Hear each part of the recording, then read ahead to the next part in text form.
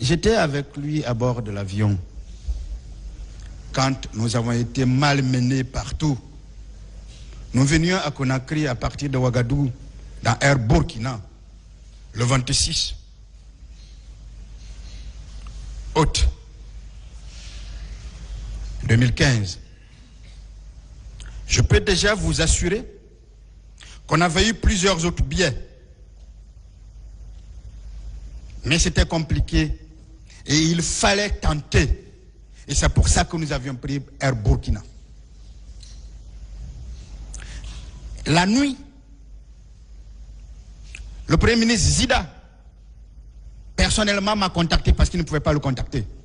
Parce que c'était impossible de le convaincre qu'il devrait encore rester là alors qu'il voulait venir dans son pays. Il est venu me voir. Il m'a parlé. Il m'a dit que ça va être difficile de rentrer. Il ne le sait pas. Et je lui dis aujourd'hui dans mes plaidoiries. Et le Premier ministre Zida, qui a été président pendant quelques jours, m'entend. Quand il m'a vu que je t'envoie la fille du président.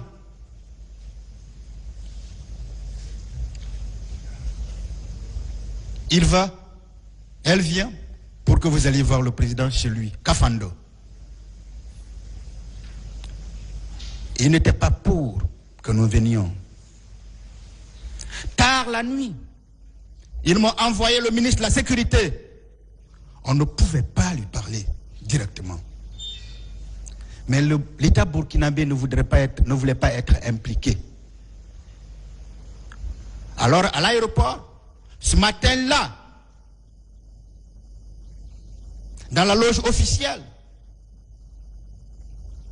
il était juste question de venir à Conakry via Abidjan, où on devrait atterrir. Mais ce matin-là, de manière improvisée, on a pris des passagers à destination de Accra. Que le président me pardonne beaucoup. Je savais déjà beaucoup. Et quand on venait, à 5 minutes de l'atterrissage, Madame Olga, qui était à l'époque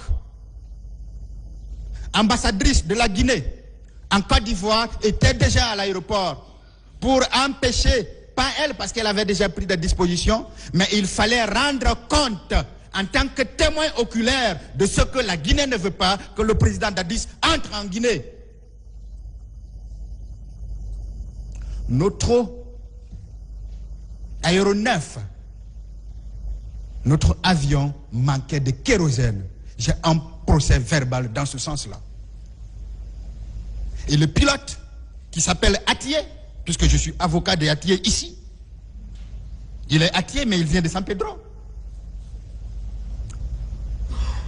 est venu et a dit qu'on ne pouvait pas atterrir parce qu'il y a à bord de cet avion une délégation du président Dadis. Et on nous interdit d'atterrir. On ne connaît pas la raison. C'est à ce moment-là qu'il a cherché à faire des manœuvres pour qu'on retourne. Je suis allé le voir en tant qu'avocat. Et il m'a repris la même chose. Je lui ai dit, c'est vous, le chef d'État à bord de cet avion. Faites-nous un procès verbal. Il l'a fait.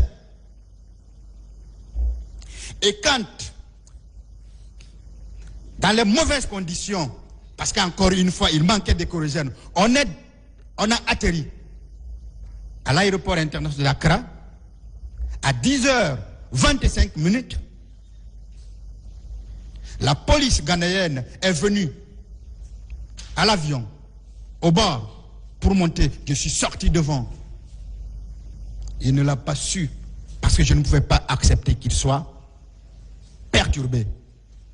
Avec un mauvais anglais, j'ai fait comprendre à la police ghanéenne que vous ne pouvez pas, pendant que notre avion bat pavillon burkinabé, nous ne sommes pas au Ghana, vous ne pouviez pas monter là. Et j'ai dit au pilote, si vous les laissez monter, je déposerai plainte non seulement contre la compagnie, Burkina, Air Burkina, contre vous, capitaine, à bord, et contre le Ghana. Alors, ce sont des anglophones qui comprennent et qui respectent beaucoup les avocats. Ils m'ont tout simplement demandé qu'ils voulaient une vérification et que si je pouvais avoir des passeports. Je lui ai retiré son passeport. Encore une fois, je n'ai pas voulu qu'il soit dérangé. Avec mon passeport, c'est là que j'ai compris qu'il y avait 3 autres personnes. Et j'ai montré. Et on est resté. On a voulu que nous descendions. J'ai dit qu'on ne descendait pas. On restait dans Air Burkina, ou c'est à Conakry, ou on retourne à Ouagadougou. Sinon, on reste là et on fait ce que l'on veut. On a fait descendre plus de 100 passagers.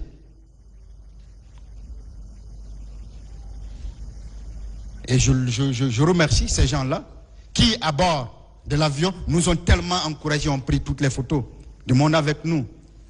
Et nous étions 4 dans ce grand Boeing battant pavillon burkinabé pour retourner. On a donc décollé à 12h25.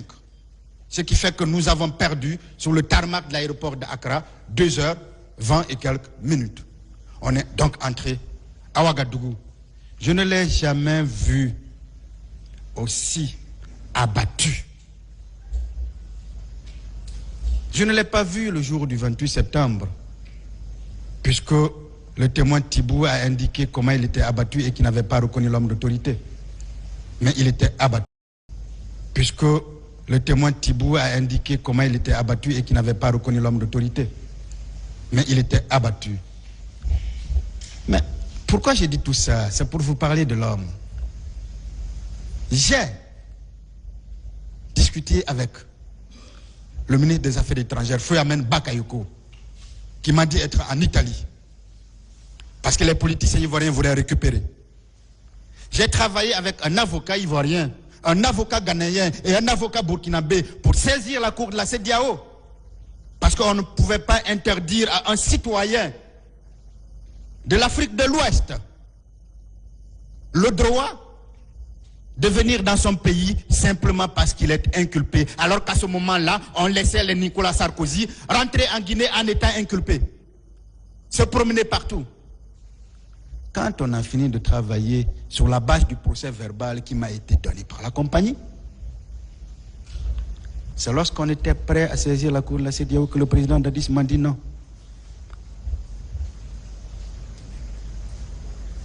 Il ne se rappelle peut-être pas, ça a été notre premier désaccord. Parce qu'on avait fait des nuits blanches. Si j'ai commencé par dire, dans mes plaidoiries, défendre un chef d'État, j'ai passé plusieurs nuits blanches.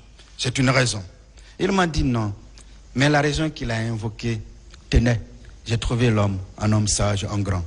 Il m'a dit, comment voulez-vous qu'un ancien chef d'État assigne son pays devant une cour régionale? J'ai compris le patriote.